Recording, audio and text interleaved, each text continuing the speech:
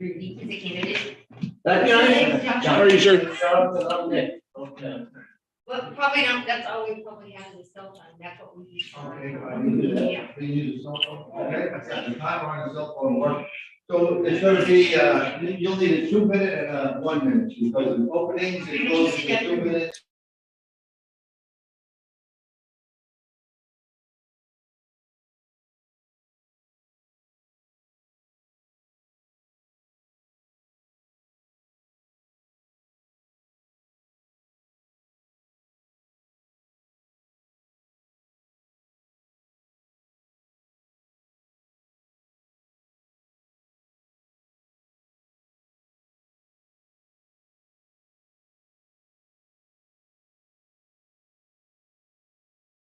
If we don't have a sign, we could just give you one of these. I can make it a sign, I mean, let me go look and see what I can. If it's a problem, we can just say, you know. Can we just set the alarm, and you, can just set when the alarm starts beeping in, We can do that. that would be the best thing, and then you'll have to say. You'll just organize that. I saw you. Bring your agreement. I got it. We don't like that in the. Yeah. Hold the horse. I actually did accept the price.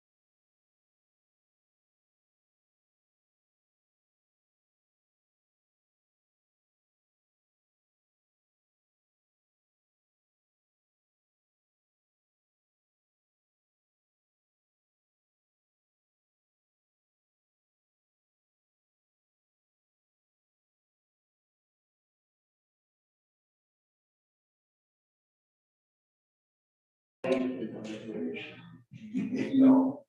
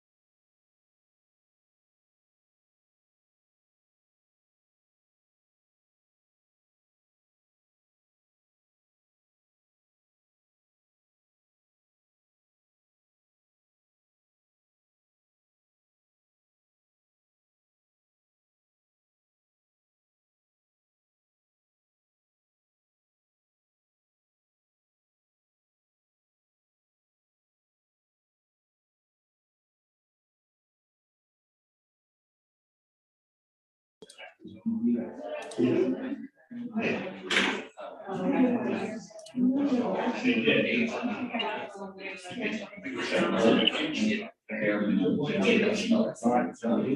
asked a bunch of questions already that you can. Which one pays? So you left.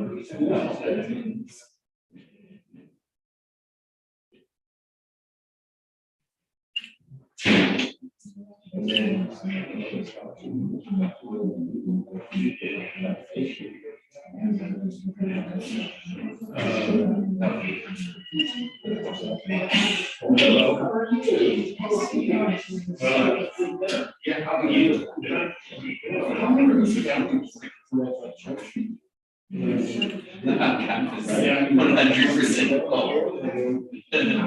The front row is the last to get seen.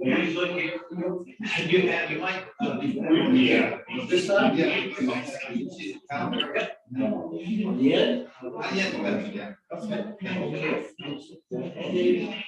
How's that? That's perfect. Okay.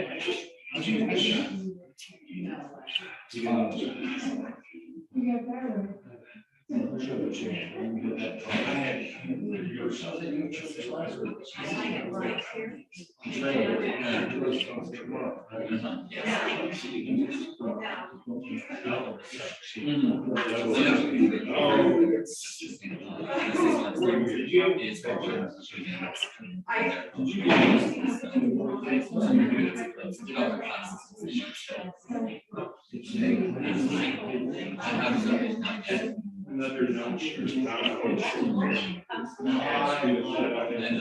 drive by is actually You sit up at school.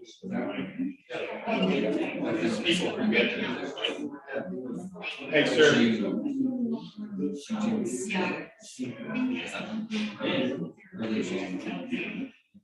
It's on Monday. On Monday. Weird, but it's been the bishops that beat it. It's gonna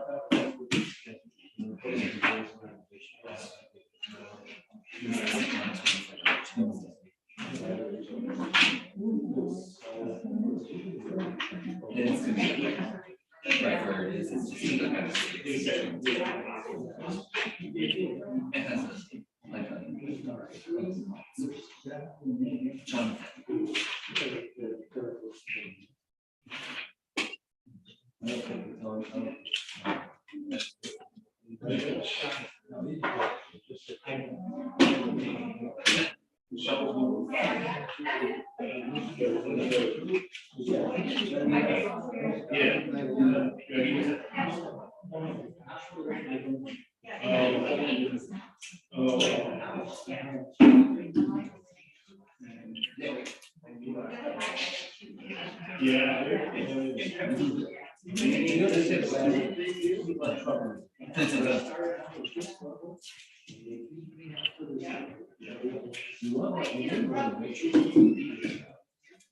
I was in the hospital.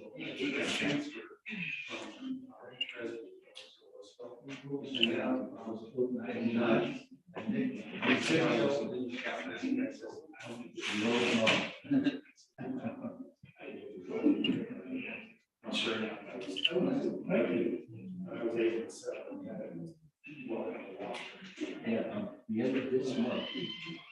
I'm going to Florida for my. Yeah.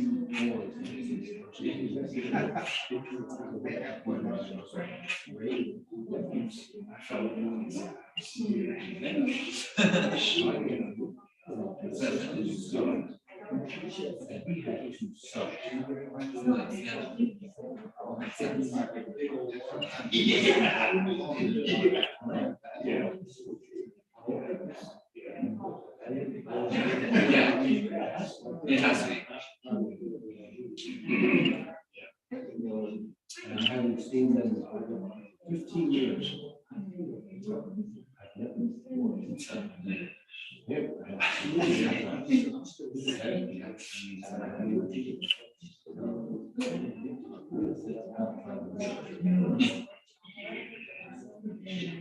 And also happens to be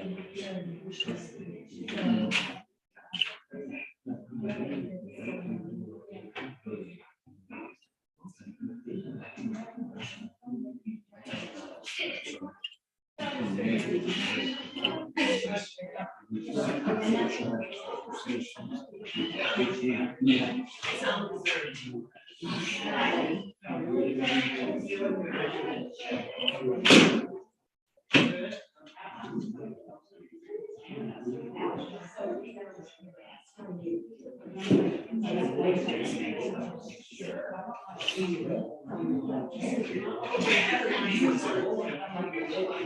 I am. Congratulations. Yeah. That was the most recent. Yes. What that he was senior control leader. What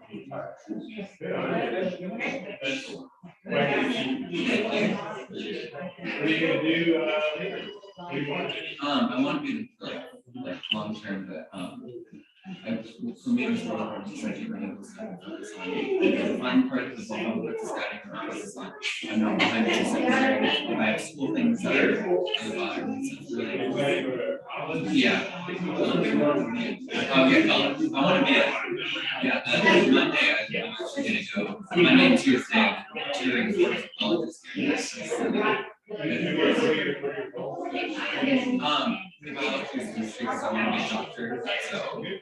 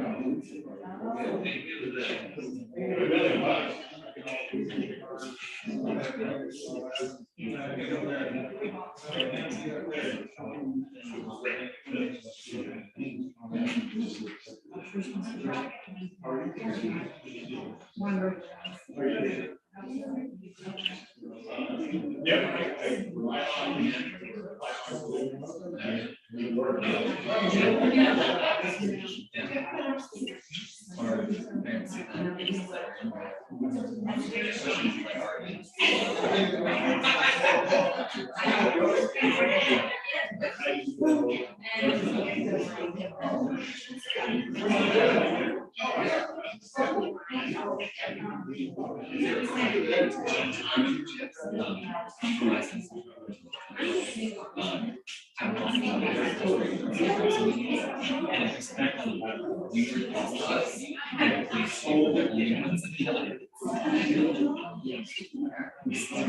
You're just like, but hey.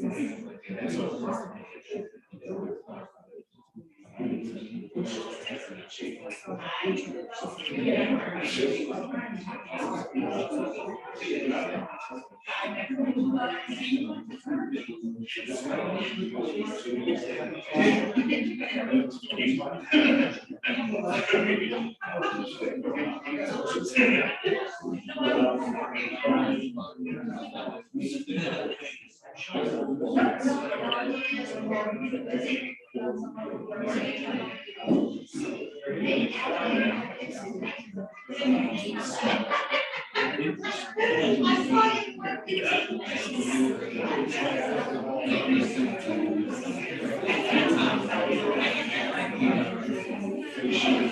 don't want another.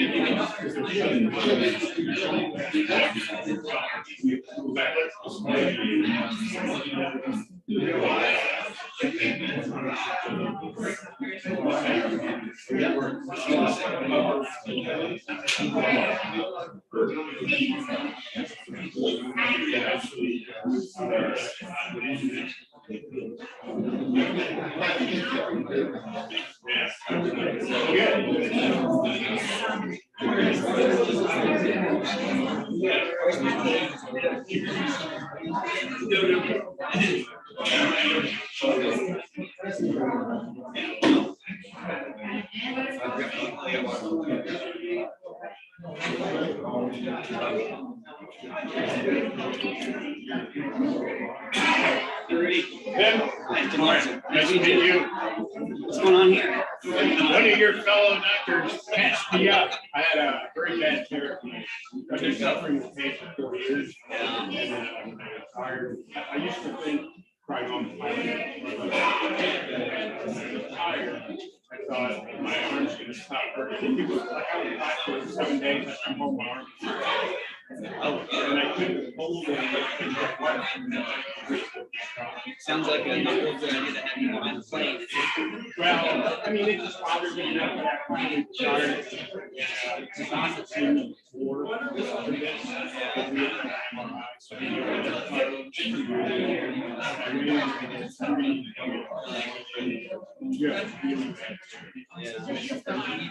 working, building stuff. Where's this guy? And he goes, do that, but if it's too much, you damage it some more. I mean, so I said, when do you have enough? And this was a Monday. I just had a cancellation this morning for Wednesday. Otherwise, it's a month from now. My children. Oh, yeah. Spring break. And we should get it done. I'm glad because when he opened it up, he found that it was actually worse than he had. So he put in 6 hours, cleaned up that stuff. Yeah. Yeah, he should be good to go. Do the rehab. Takes a while. They look great. Just take a while. Well, it's been a month yesterday, and I have no pain unless I forget. Yeah.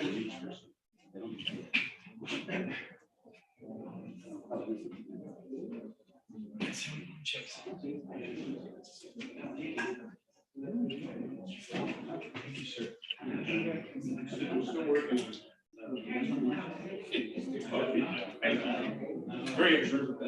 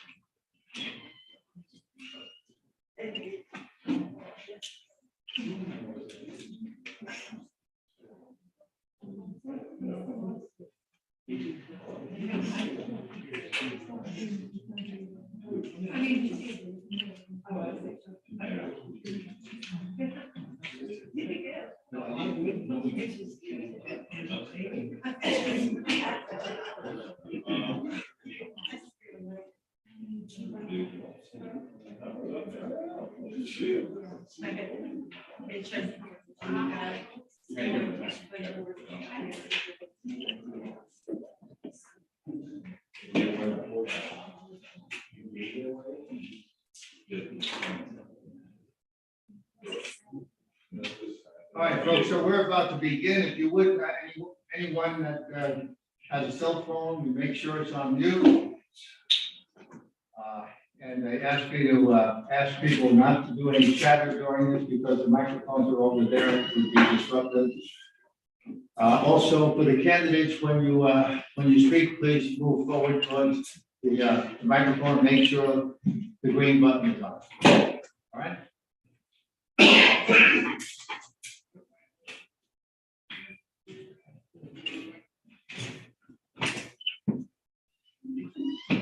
Pushing full family situation. Yes, to this measure.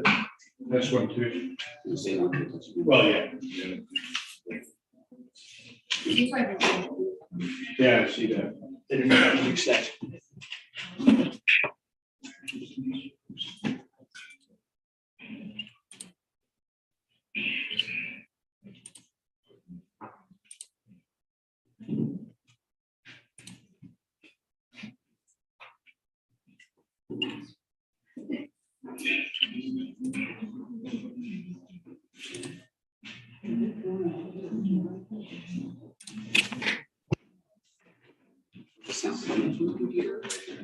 That's recording the meeting and live streaming it. And I think that the browser open window, I'm hoping that's what it was. And so it was reverberating. Yeah. Because it's the first time I've had to do that. A normal AV person is out of that.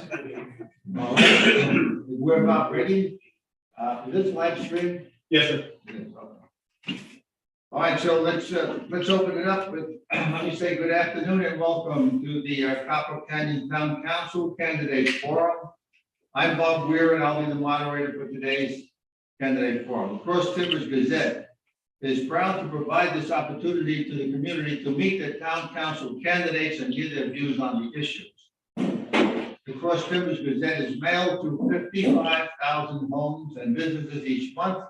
You can also read the latest Southern Denton County news online anytime at www.crosstimbersgazette.com, also on Facebook or Twitter.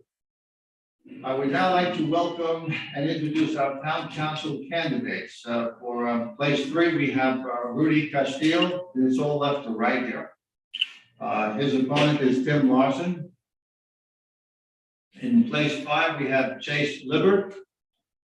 And his opponent is Catherine Vetchler. Now, each candidate will have 2 minutes for an opening statement. After the opening statements, I'll ask the candidates questions that were submitted by residents. The questions will be asked in rotating order. Each candidate will have 1 minute to answer each question, and we will also allow for an optional 1 minute rebuttal. Finally, there'll be 2 minutes for closing statements. Our timekeeper today is Eagle Scout named Jonathan up front here, and he's from Troop 99, and his Scout Master is here, Nick DeCivio. Right. Thank you for being here. Thank you, Jonathan, for being our timekeeper. All right, we will now begin with the opening statements, and let me start for 2 minutes. We'll be with Rudy Castillo. Thank you, Bob. Good afternoon. I'm Rudy Castillo. I'm the Deputy Mayor Pro Tem of the current council. Pleasure to welcome you here. And for those of you that don't know me, I'll quickly, in my 2 minutes, go over a little bit about myself. I've been blessed. The Lord has been so good to me. And I couldn't possibly tell you about my life in 2 minutes. But briefly, I immigrated to the United States at the age of 8. When I graduated high school, I had the honor of attending the United States Air Force Academy. I graduated in 1981. I went to pilot training at Reese Air Force Base in Lubbock, Texas. Upon graduation, I fulfilled my childhood dream and I received an appointment to go fly F-15s, which was the premier fighter of our inventory at the time. After that, I went on to active duty. and served for 7 years. During that time, I obtained my master's degree, and it's just to continue my education by going to night school. Subsequent to that, when I left active duty, I joined Delta Airlines as a commercial airline pilot, another blessing. And I didn't want to quite give up the F-15, so I joined the Louisiana Air National Guard and flew with them in the F-15. I just retired in September after a 32-year career as an international captain on the Airbus 350.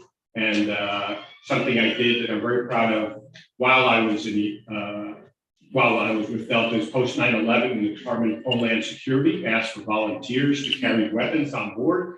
I volunteered and I carried a gun at work for 9 years. I've had a wonderful life, and I'm still living the American dream. Thank you. Thank you, Rudy Castillo. Tim Lawson, you have 2-minute opening, please. Thank you. I'm Tim Larson. If you guys can all hear me okay. I have lived in Texas for almost 10 years now. I'm an orthopedic surgeon who practices in Denton, primarily hand and upper extremity orthopedics. I was very fortunate to train with some of the best surgeons in different places around the country. Originally from out west, trained in Ohio, North Carolina, and then came to Texas, where my wife and I found a wonderful home for our 3 children who are currently in the middle school and high school programs here.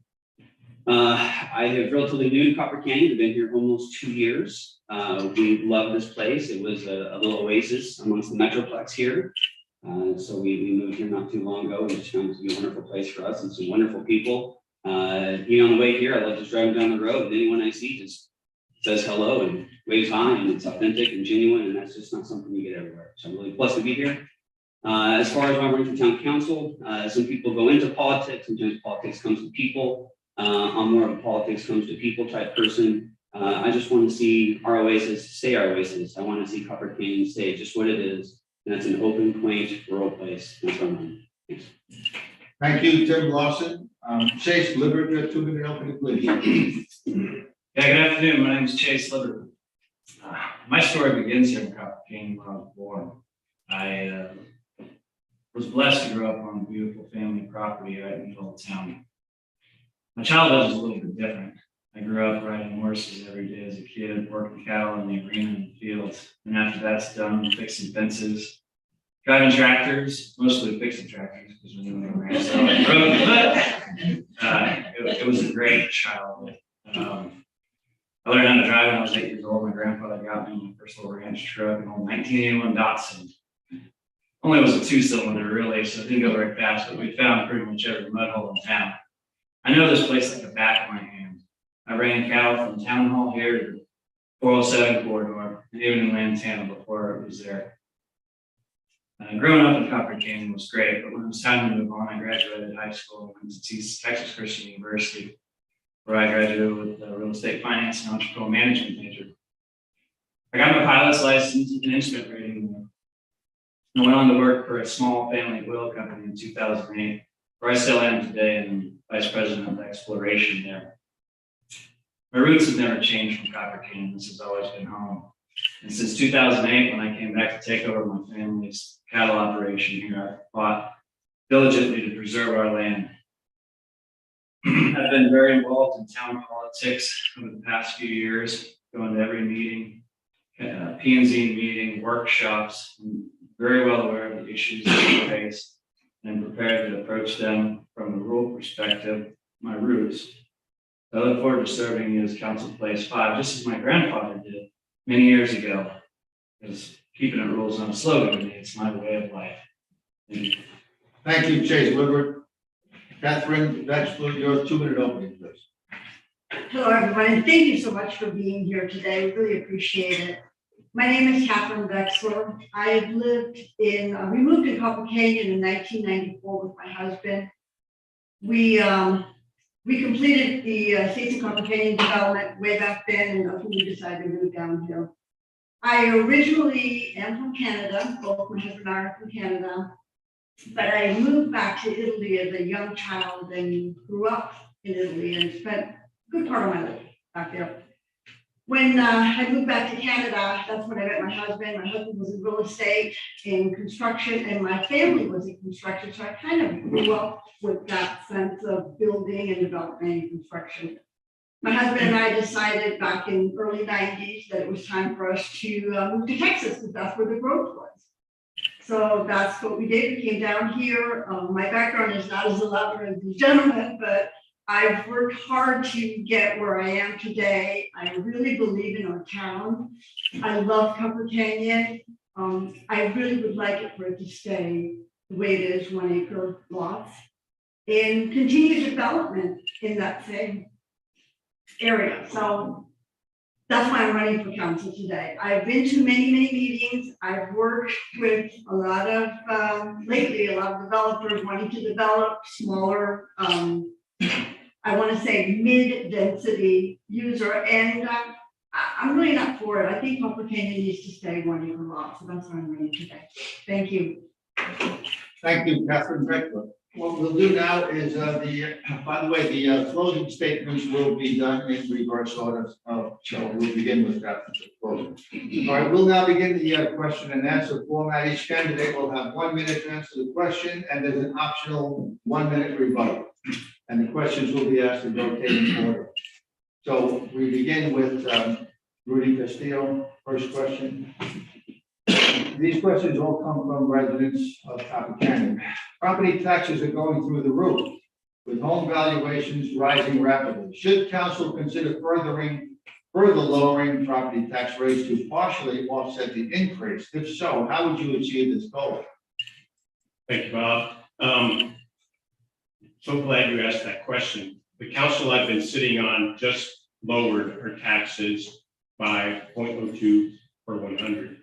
And that was done because we have been doing extremely well with the council leadership that is currently presiding. We have pretty much one of the lowest tax rates in the local area, with the exception of Bartonville, which has Kroger, which we all shop at, to support it. But other than that, we have one of the lowest tax rates. Our taxes are going up because our home valuations are going up, because we have wonderful homes, wonderful properties, and that's why we're now so popular with developers. So right now, what we have to focus on is how do we account for future expenditures? We have beautiful concrete roads, and Chapel was just finished, and at some point, we're going to have to maintain those roads, and we need the money now to be saved up so that we can handle those types of capital infrastructure expenses that are coming up. Thank you, Rudy Castillo. Same question to Tim Lawson. Yeah, thank you. That's a wonderful and a very complicated question. I agree with a lot of what Rudy said there. That's absolutely fantastic that we have a lower rate in surrounding areas, that the trend is going down and not up as far as what the city is doing.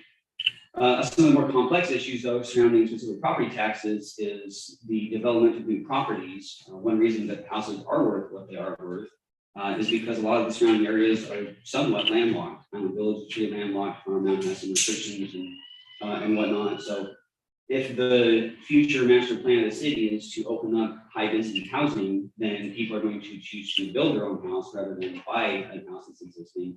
And so we get caught in this trap of a higher property tax, higher home value that really doesn't have that on the market. So it's a little complicated question, but as we continue to grow, we absolutely do need to think about how we want to grow, what our priorities are. Do we need to keep the taxes what they are? Can we lower them anymore? I don't know. There's some heavy financial decision making for that, and I'm not prepared to answer those questions. But I think we need to be prepared to make those together. Thank you. Thank you, Tim. Same question for Chase Liver. Yeah, so as has been stated already, our town's recently lowered the tax rate, which is still above some of the other towns around, but is fairly reasonable. There's a few areas in our town that we've already designated to be a commercial zone, and I think being proactive in finding a few areas that we can bring that commercial in will significantly add to our revenue. In addition to keeping our budget very small, not very many things that the town outside of roads needs to have to pay for, but those will come in time. We have very good roads that they were just completed recently, but in the future we'll have to take care of those. And so I think having a few areas where we do have a little bit of commercial But then the developments that come in recently will significantly bring in some revenue too, like the toll roads. Thank you, Chase. Same question, Catherine Bexler. Well, I've had the opportunity to own retail centers with my husband and through our company. And the retail centers, the tax rate is the same, whether it's home or whether it's a commercial property. However, the retail centers have the opportunity to contest those property taxes if their occupancy is lower or none, and therefore they can go back to the Denton County Appraisal District and lower those taxes. So if we have a commercial district and it's thriving and it's full and occupied, that is great. But if that commercial is not doing as well, then you would get less property taxes revenue versus having residential 1 acre homes in that area. Because that revenue will always be there. There will be no changes, no fluctuations. With the retail, you'll get a lot more fluctuation. So I think that residential will be much better. Thank you, Catherine. For the next question, we begin with Tim Lawson. Under what circumstance would you approve lowering the town's minimum residential lot size of 1 acre home sites? I wouldn't.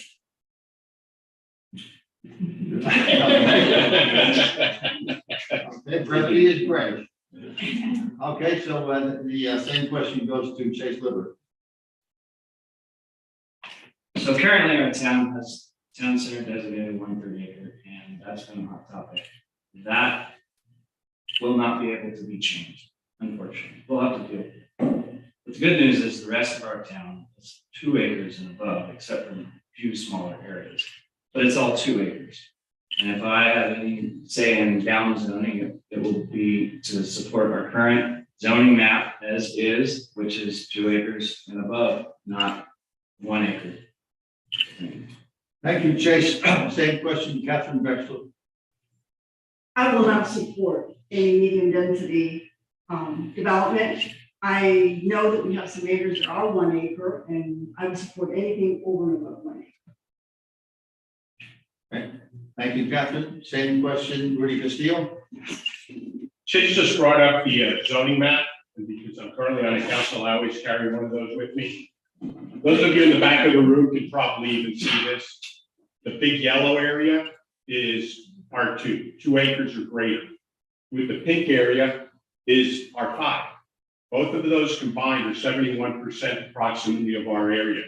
The green areas are 1 acre or less. Combined, those are 91% of our area. The little blue spots at the bottom are town center. Those are 1/3 acre, as Chase pointed out, and that's exactly correct. I don't know why we're having a fight over 1 acre. Everything is 2 acres or greater except for town center. That's already on the table. I inherited that, and so did many councils before us. There's no need to discuss that because it's already 2 acres or greater. Thank you, Rudy. Okay, for the next question, we begin with Chase Liver. The question is, Copper Canyon has no full-time police department, but instead utilizes 2 sheriff's deputies to patrol the town. What is your opinion on the state of public safety in town, and is there room for improvement? There's always room for improvement, but that comes with a cost. I think that our current situation with 2 sheriffs on duty has served our town very well. I've been able to reach out to them anytime I need. They call me when my cattle get out and they'll help me. I've been very pleased with the support that our current security has provided us. If we're able to have a full-time force and afford it at some point in time, more the better. But as of right now, I think we're a pretty safe town and we're served very well. Thank you, Jay. Same question, Catherine Bexler. I'm sorry, can you repeat the question? Sure. Copper Canyon has no full-time police department, but instead utilizes 2 sheriff deputies to patrol the town. What is your opinion on the state of public safety in town, and is there room for improvement? Well, I agree with Chase. There's always room for improvement. I think I've had the opportunity to meet Colin, and they were Johnny on the spot whenever we call them out to our community. if we get, currently, we have, I believe, 60 homes under development in the new Vickery Park, with another maybe 200 to be completed. That's going to require a lot more services. And I don't believe that currently the 2 gentlemen that are serving Copper Canyon are going to be enough. So eventually it's going to have to increase. I don't know how they're going to do that, but I'm certainly, if I'm elected, I will look into it and see if there's any other way that we can improve that. Thank you, Catherine. Same question, Rudy Castillo. One of the jobs that I have had while on the council is the emergency management coordinator, which is a job I currently hold. When I first took that job, I too thought, hey, maybe we can do a little bit better. And I reached out to neighboring towns, neighboring police departments to discuss if we could better what we have. Deputy Floyd is an outstanding sheriff, and he's one of the ones who patrols our space. The issue comes down to, and it's connected to taxes. We spend $250,000 on our 2 sheriffs who are doing an excellent job. We support that by having programs like the Neighborhood Watch programs. We are a part of helping them keep us safe. And it's important that we all realize that. The Vickery issue, I'm not sure how that's going to go, and you would be correct if there was nothing going on down there in terms of security, but I believe it's been discussed that it's going to be a gated community and they are going to have their own security, I believe. So we've done everything we could to improve that right now. Thank you, Rudy. Same question for Tim Lawson. Yeah, I think the overall feel I get from talking to different people is that we're pretty happy with the current state of affairs as they are. There is a police presence. It's not overbearing. The sheriffs do a fantastic job, and it sounds like you guys have had them in your house more than I have, but that's okay. They do a lot of good. So, I remember when the road construction was going on down here, and everyone who lived right off of the Chin Chapel construction site that went on for a very long time had to park their cars on the street, and there was an increase in break-ins in cars. So I think as we do start to grow, because we will grow in some way, shape, or form, and as we start to get more of these projects as they happen, we do have to have some sort of flexibility built into the budget. So it's, again, one thing that we'll have to prioritize as we start to have these developments. If the Vickery Ranch is going to have their own security system in the gated community, hope that's something we can finalize before construction begins on the next set of homes or the next area that gets developed. So we have a clear understanding of those expectations for our new neighbors, our new town citizens. Thank you, Tim. Next question, we begin with Catherine Vexler. The question is, how important is it to serve on a board or commission prior to running for a seat on town council? I think it's quite important because it gives you an opportunity to learn the situation that's going on around town. It gives you an opportunity to meet some of the residents and also see what the residents need and want. It allows you to learn a little bit of the steps that's going on and how it processes from board of adjustments to planning and zoning and then council. So I think it's an important position. It's an important job. Thank you, Catherine. Same question to Rudy Castillo. Well, like Dr. Larson said, politics came to me as well, and I had previously not served on any committee or on the P&Z or anything else. And I was asked by some residents to run, and I did run for this office. You are all the judge of how I've done, and I've done the absolute best I could to represent all of you. I don't think if you dive into every project that you're given with integrity and do the best you can, that you really need to have experience in other things. However, volunteering to do all those jobs is critically important to our community, and I encourage all of you to do that. Thank you, Rudy. Same question, Tim Lawson. Thank you. Serving on committees and getting involved and getting knee deep into projects can open your eyeballs a little bit to different things.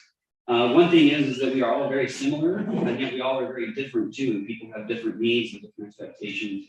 I've been on several committees at work where it's been very interesting to see how one certain item, which might seem pretty clear cut to one person, is very not clear cut to other people.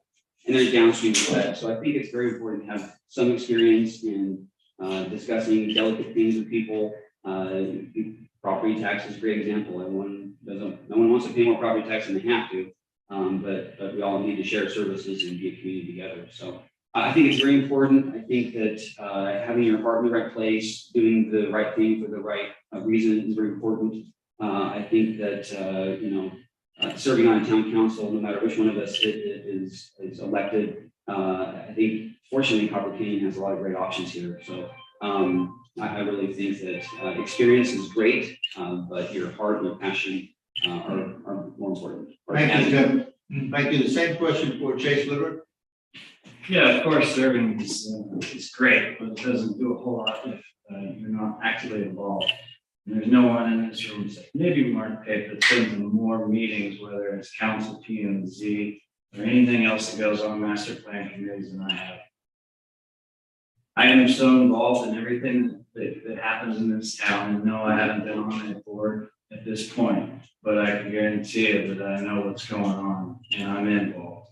So to answer your question, it is important, but I think it's a lot more important to actually be engaged in what's going on in all aspects of town, not just one community.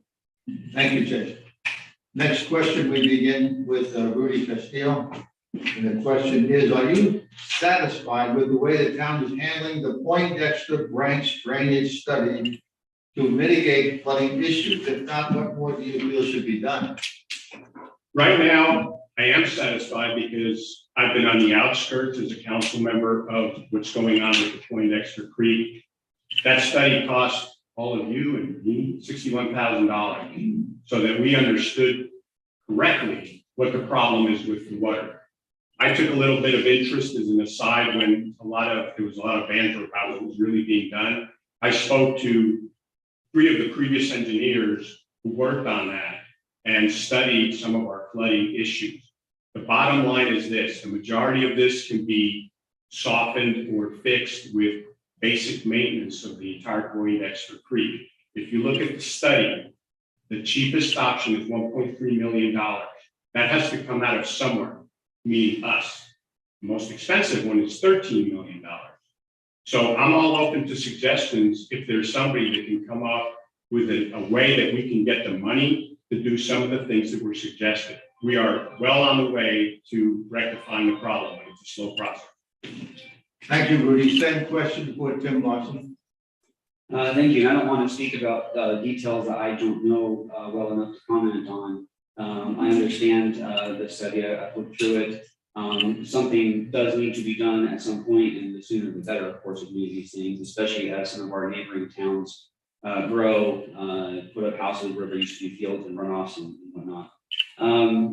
I think hopefully as we move forward with this, that we can find some of that funding from places other than the city of Copper Canyon. I'm hopeful that the county and state and possibly even federal level may have some funding options for us, because this I don't think should be just limited to the city to take care of this. Thank you, Tim. Same question for Chase Liver. This is a very heartfelt subject as we've got floodplain through our property. I'm all too familiar with how it affects houses. Everything comes at a cost, and we're talking about a handful of houses that were built in the floodplain that we had issues with. And the cost alone of this flood study, as Rudy said, is only $60,000. There are things we can do going forward, but it's, again, all going to come at a cost. And, we can look at developments as they come through and ensure that there's no additional drainage, possibly even put in a few retention ponds. I've looked at the maps and seen there's places on our family property we could possibly put a retention pond to help alleviate flooding downstream. But you're not going to solve it. Rain's going to come and things are going to flood. It's just the way of life. But I do respect the issue, but we need to be realistic about how we approach it because it's a very expensive topic if you get too deep. Thank you, Chase. Same question for Catherine Beck. I have attended a couple of the workshops and meetings when they were discussing the actual proposal of what the problems were and how to potentially fix it and the cost along with that, which was very high. I do tend to agree with the gentleman because it is going to flood, but we need to find a way how to fix it. Perhaps, and I don't know if this is possible, and we have to look into it, if there are any other solutions that perhaps were not brought to the table that could be considered with regards to the way it is corrected and funding of the correction. Rudy, did you have, I would just, if I could have a 1 minute rebuttal, please. please? Sure. I want to clarify something. I said $60,000 and I don't know where my mind was, but it was $149,000. Apologies. I want to make sure we all understand what we're dealing with here. The other issue which was brought up, which I think is important for everybody to remember, we have to be extremely careful bringing the federal government in to give us money. Because the federal government, when it gets involved and starts giving you money, they start telling you what you can and cannot do. And so as a council, those are the kind of problems that we have to deal with. And you can't spend your time listening to fear mongering. A year ago, I was told that if we didn't do something right now, we were going to be floating in Lake Louisville by today. We're still here. So we're working on it. It's a very long, very expensive process. If we work together, we can solve this. Thank you. You have a rebuttal, Tim? Thank you. So on a personal level, having just moved here and having built a house here, the grading in the yard did not meet city standards, but still passed inspection. So we had to rip up our yard and figure out a way to do that. So as we move forward with some of these housing construction projects, I think it's very important to have a very good plan for how these houses, how these new neighborhoods are going to go up and what they can do. And I don't currently have a lot of faith in what's currently going on from a personal experience to think that that's going to happen. That's something that to pay attention to moving forward. We don't want to add to this problem. Thank you, Tim. Any other rebuttals? Chase Woodward, go ahead. Yeah, to touch on that, when we get into regulations and flooding, we have to be very careful because we all moved out here to live in peace and have a property, we respect our neighbors, but that's a very dangerous path when you tiptoe into regulating every inch of somebody's property, because technically rain falls on every corner of people's property. And I just wanted to make that point that you gotta be aware, hey, we put in rules for things, it can have adverse effects when, unintended consequences. Thank you, Chase. Catherine, want to rebut something? No? Okay, we'll move on to the next question, and this would begin with Tim Larson. And the question is, what specific things can the town do to better communicate with its citizens?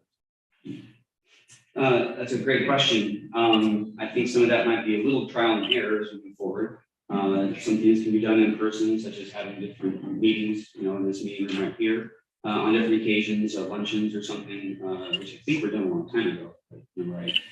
Of course, now in the days of internet and Facebook and email, we can always communicate with each other very well. I was very disappointed with the communication that went out about the road construction. There were many times when I could not get to work. The road was shut down. I could not get to work and I needed to get to work. There's a couple of times I had to park my car and run to my house and run back out to my car, which was parked half a mile away, just so I could get to work, because no one thought just to send an email to say that at such and such time the construction people would be there. So I think there's many easy opportunities to have some basic lines of communication. I remember a survey that went around not too long ago about how we all feel about future developments and commercial developments and different things. I think that's a good tool. We can all have a chance to have a voice and respond. Thank you, Tim. Same question, Chase. Overall, I think the communication with the townhouses works quite well. I would say that working full-time and trying to keep track of what happens in the town is almost like a full-time job. It would be very nice to have some of this information that comes out at meetings maybe a week in advance instead of the prior Wednesday, which is what I believe it is now. Because we were all busy, it takes a lot of time, and especially if you have a really packed agenda, it takes a lot of research to figure out what's going on. So I would like to see a little more lead time in the notice. Thank you, Chase. Same question, Catherine Beck. I would tend to agree with Chase on the same thing, because finding out on Friday afternoon that there's a meeting on Monday or something's going on, it's just too short of a notice. I also would like to see some other way of involving the residents into the town business. In other words, be a little bit more open with them, have more communication. Their input is very important. And not everybody, myself included, feels comfortable coming up to P&D and or council to do a statement, letting them know what I want or what I would like of the council. Almost like a resident workshop or something to that effect for other events in the town. I'd like to see happen. Thank you, Catherine. Same question, Rudy Castillo. I'm sorry, sir, could you repeat the question? Sure. What specific things can the town do to better communicate with its citizens? Thank you. As, of course, there's always something that can be added, but I don't understand why some people think that we don't communicate well. Beginning from our town meetings, our P&Z meetings, they're all open meetings. Currently, ever since COVID, we record every meeting, we broadcast it on YouTube as this meeting is being recorded and broadcast live. It is archived, so you can go back and look at all our meetings and see what was discussed. Our agendas are not coming out on Friday, they come out on Wednesday before, and that was done to give more information. Donna Welsh, our town administrator, is always available on the phone, so is our town secretary, all the council members, the P&Z members. It's very easy to get a hold of us and ask us questions of interest. I think our communication is excellent. The mayor puts out his cross timbers column when it comes out and tells all of you what has happened in the past and what's coming up in the future. I think our communication is great. Thank you, Rudy. All right, for the next question, we begin with Chase Liver. And the question is, what kind of commercial development would you like to see along the north side of FM 407 in Town Center North? That's a good one. You know, as a citizen, I would like to see something that generates significant revenue, but doesn't necessarily have quite the traffic. But the reality is it's a lot of working with the landowner that owns the property and figuring out something that they want. Because we do have to protect private property rights and his, choice of commercial development. Now he has to develop his property within the current zoning standards of the town center. But yeah, I think having the least intrusive type of commercial development would be the best choice. But then again, the least intrusive may be less revenue. So we got to okay, we want something that's going to bring in a lot more revenue, but we deal with a little bit more traffic, or do we go with something that's maybe a quieter place, a doctor's office or a small family office? So we'll just have to see as it comes when the opportunities are presented to us. Thank you, Jay. Same question for Catherine Bexler. Well, I'm a little biased on this one here because obviously I would not like to see any commercial along 407 on the north side. However, with that said, being that it is zone town center, the least intrusive probably would be medical, but medical is more than likely not going to go there because we have so many new properties coming up on 2499, which is all geared around the hospital. So that's where they're going to go. We've got a lot of retail center spaces along 2499 and 407, which a good percentage of them are vacating right now because mom and pop just can't afford to be there. The bottom line is if we have retail centers, it'll be a hit and miss, it'll be vacant, and or if it is in there, I don't know what kind of businesses will be brought in. It's kind of a hard tell because it's a big block tract of land. So I don't know that it would be very successful, but it could happen. I would rather not see it. Thank you, Catherine. Same question for Rudy Castillo. Well, sure, that was $1 million question because everybody's concerned about that, as we all know. The bottom line is there's quite a few uses that can go into town center. And as a council, we have currently, and we need to continue to have the flexibility to study whatever options are brought to the table. None of us want heavy traffic, unoccupied businesses that start up and they crash. None of us want that. And so as a council, I think if we stay together, work together, along with all of you, because there's always open meetings and discussions before anything's ever acted upon. We listen to all of you, we listen to the P and Z first. We are the ones who are tasked with making the final decision, but it's not because it's something that we came up with. Really, it would have to be a really great commercial option for us to endorse it. It probably is going to be better to have some sort of residential area that can fill that space properly. Thank you, Rudy. Same question for Tim Lawson. Yeah, so difficult question to answer. Obviously, you have a free market, you have the economy that's basically going to dictate what is and what is not going to survive there as far as a viable business option for anybody. Clearly, I don't think any of us want something that brings in a lot of traffic, especially late night traffic. You know, restaurants tend to stay open a little later and can create quite a bit of a parking issue, especially on weekends and whatnot. So, you know, this is just kind of a little bit of the Pandora's box that opens up when you start to zone things for commercial places. And you know, it's already zoned, it's already going to happen. I think you need to be very careful and putting some restrictions on, you know, maybe what can go there. I'm not sure what really the town council can do. I really don't know the authorities for different things. If someone wants to put a restaurant, can you say no? I don't know. I just want to make sure that, you know, moving forward, that we don't see something like this crop up on 2499 just north of Orchid Hill either. That was in the survey that came out, is we like to see a whole bunch of commercial stuff going north of Orchid Hill along 2499. So I think we have to be a little careful about about just opening up a little bit, and then all of a sudden it opens up more, and then we kind of get stuck with a problem that we really didn't want to have. Thank you, Tim. For the next question, we begin with Catherine Vexler. And the question is, are there any town services or amenities not being currently provided that you feel would benefit citizens? Not off the top of my head right now. Okay, then, thank you, Catherine. Same question for Rudy Castillo. About the only thing that I can think of that's coming up shortly is the property south of 407. People are about to start, if they haven't already started, moving in. And I think it would be wise for us as a town to welcome them to Copper Canyon, because I'm sure they're really happy. They're paying over $1 million to buy a property across 407.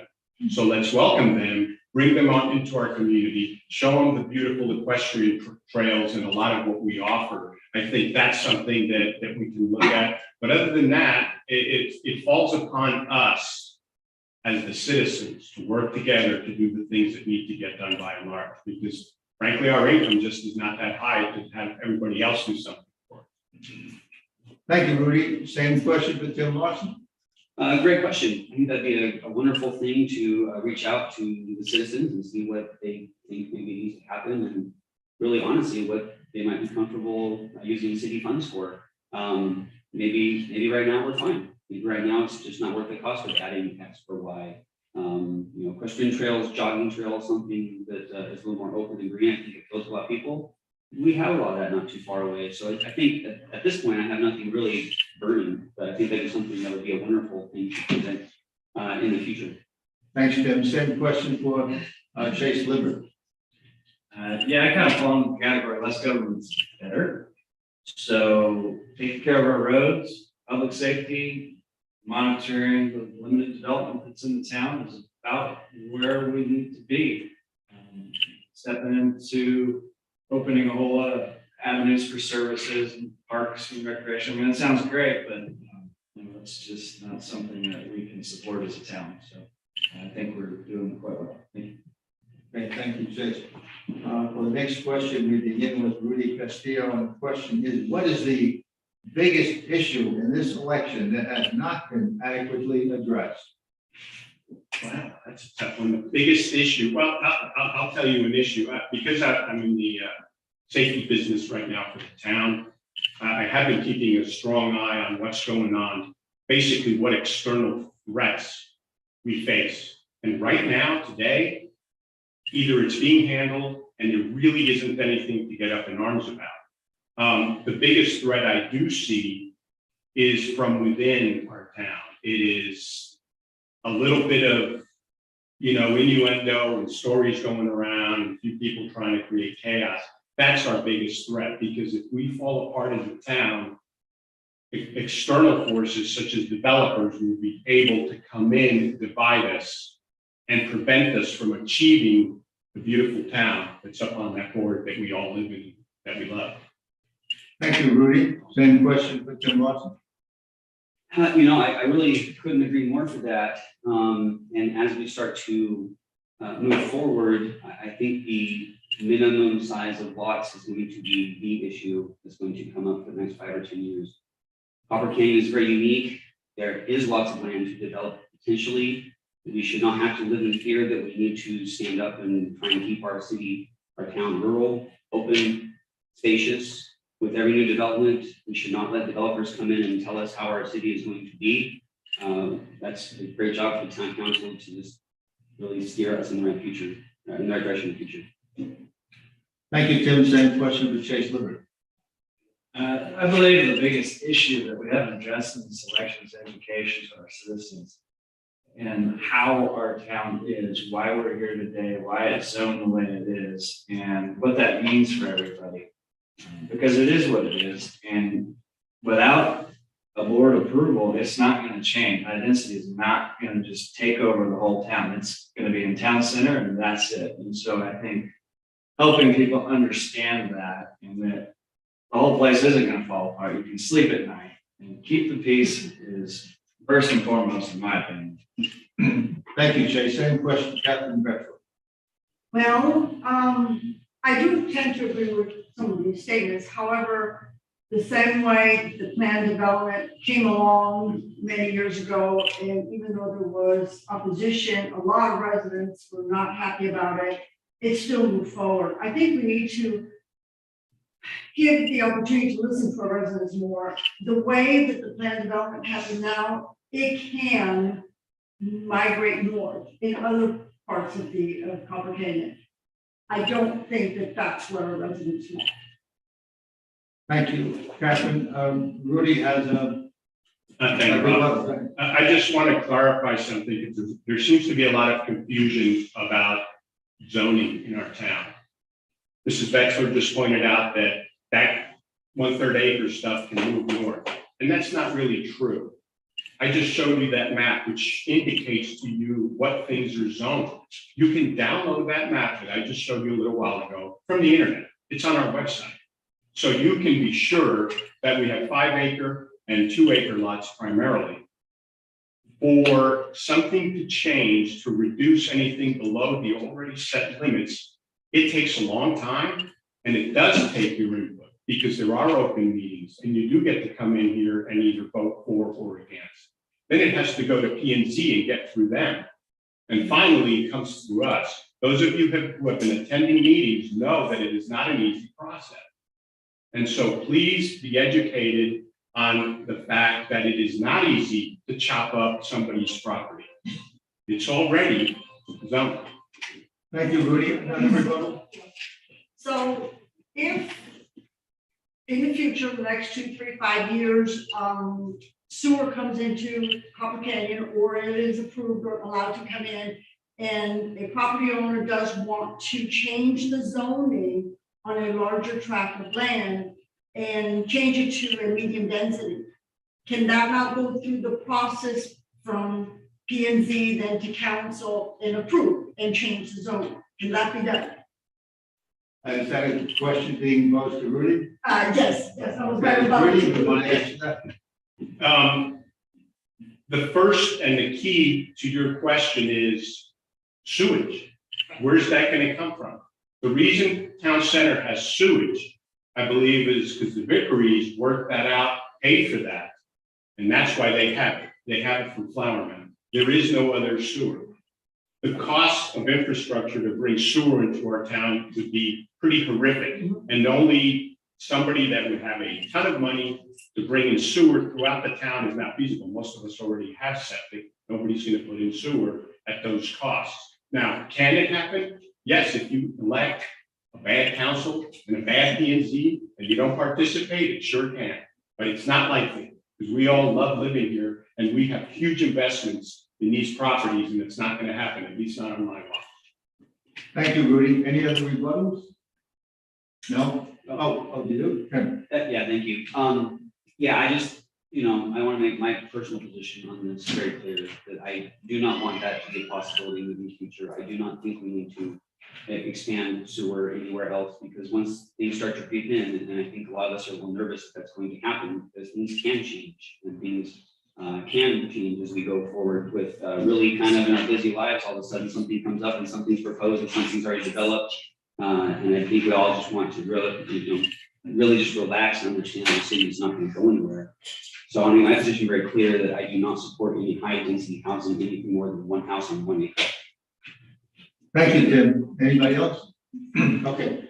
I'll just jump in here as well. Yeah, I think that everybody's spot on. I mean, sewer could come in, but the reality is it's not feasible. I mean, unless we're gonna go put in 1/3 acre through the whole town, it's just not gonna happen. And so just to lose sleep at night over it is kind of a lost cause. So I don't think we can worry about that much. Thank you, Chase. Anyone else? Okay, now, I went through the questions that I came with, but one person from the audience before it started, they brought up a question, and it has to do with Lakewood, so I might as well ask this one as the final question, and we begin this with Tim Larson. And the question is, or I should say, it says, please ask each candidate if they will commit to minimum 1 acre lots for all future developments. Yes, happy to. Thank you, Tim. Same for Chase Libbert.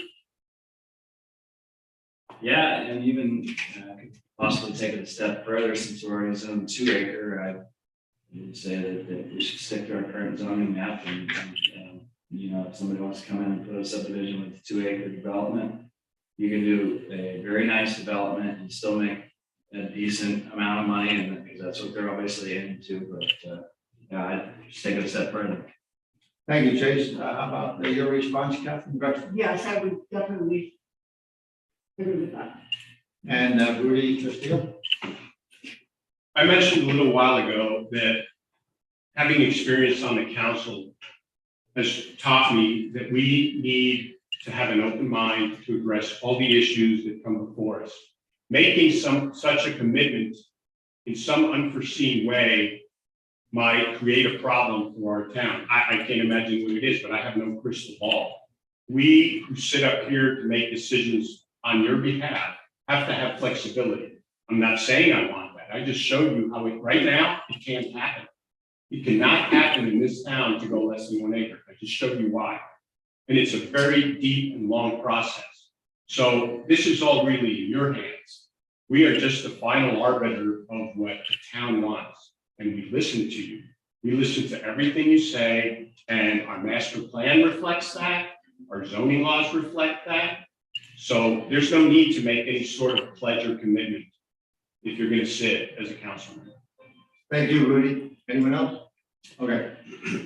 We will now conclude today's forum with the closing statements, which will be in reverse order. Each candidate will have 2 minutes for the closing, and we'll begin with Catherine Drexler.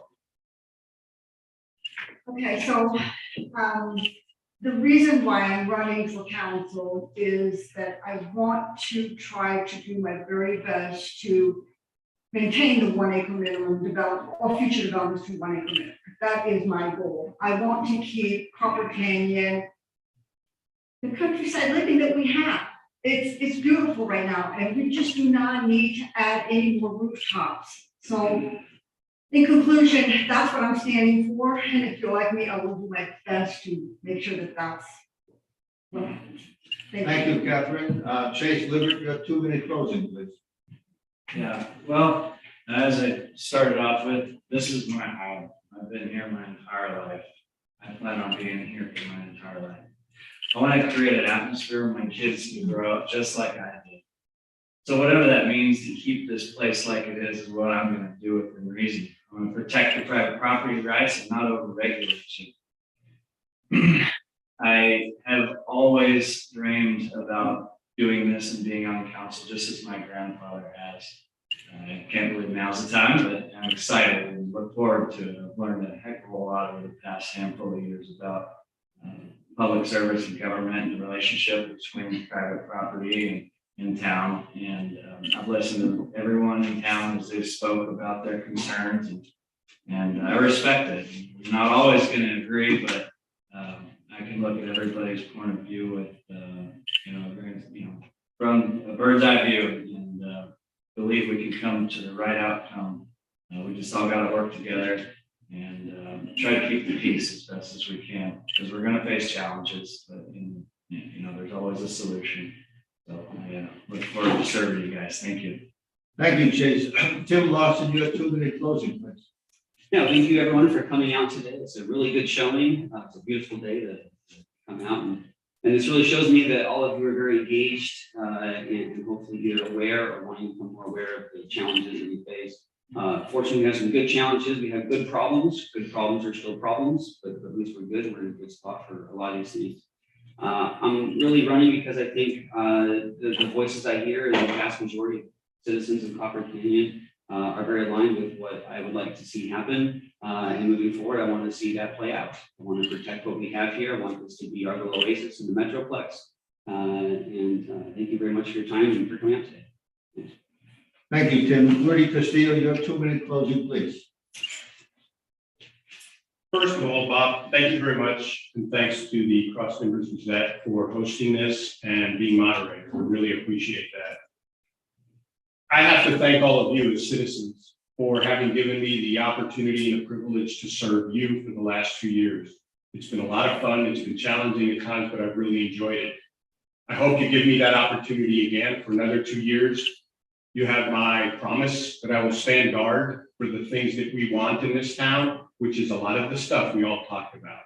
We all truly are the same. We all have investments here. We all want our properties to be respected by others.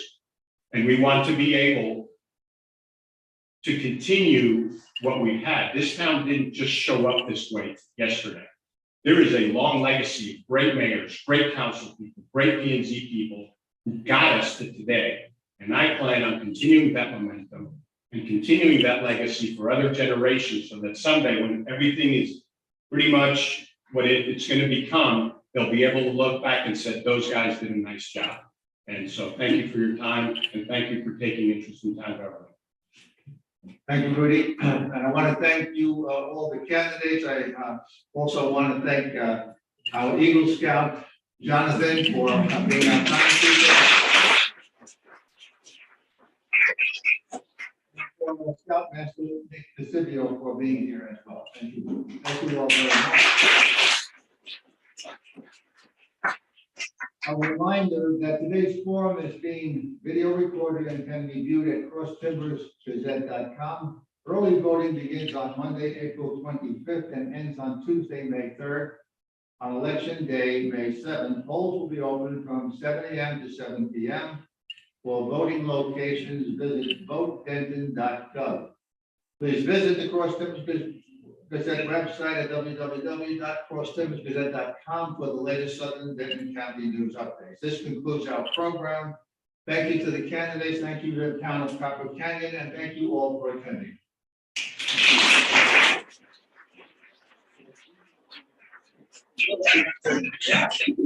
Nice meeting you.